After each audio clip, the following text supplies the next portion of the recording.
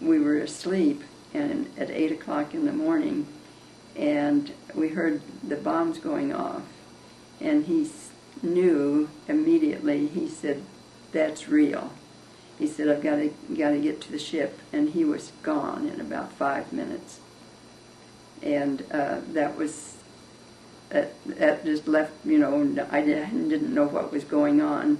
So I got dressed and went out to the street and was milling around with some of the other neighbors, and they were saying about the fellas that had gone. They had all of them had left, and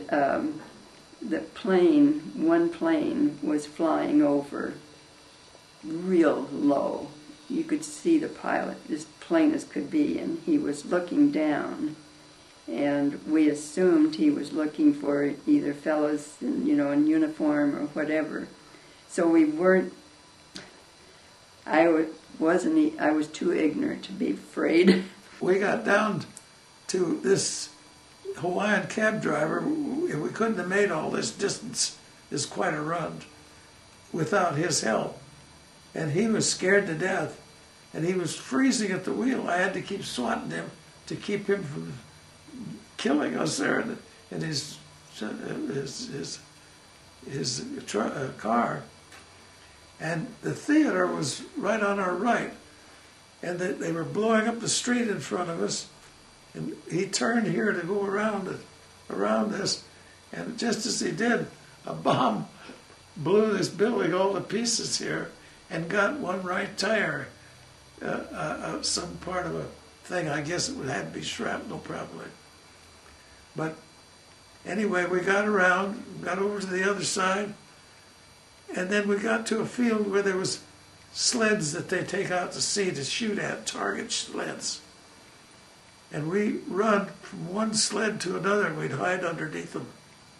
And finally we got back to the ship that way. I just kept watching the plane, and it flew over our street and went to the next street, and someone said they strafed over the other street, but they didn't the street that we were on. We got back to the ship, and all the places on the ship were locked, the places where they stow ammunition, magazines. And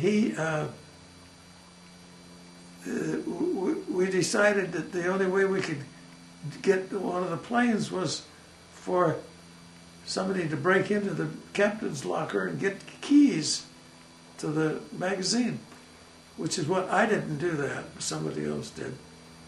So they got magazines, got keys out, and got ammunition. And we had a 3-inch 23 gun, which is an old gun, really. And we had a machine gun stuff. And we used the 3-inch 23 and machine guns to shoot the planes. And then, of course, nights, it was a blackout. You couldn't have any lights at all. And the wife of the friend of his, we sort of stayed together, and except at night, of course, we went to our, but we wondered, we didn't know what was going on. And then they came through the street, knocking on doors. They were all wanting soap, because they needed soap and some type of towels and what have you. So I gave them everything that I could think of that they were asking for, it because there was such a mess, and they needed the emergency for the fellas.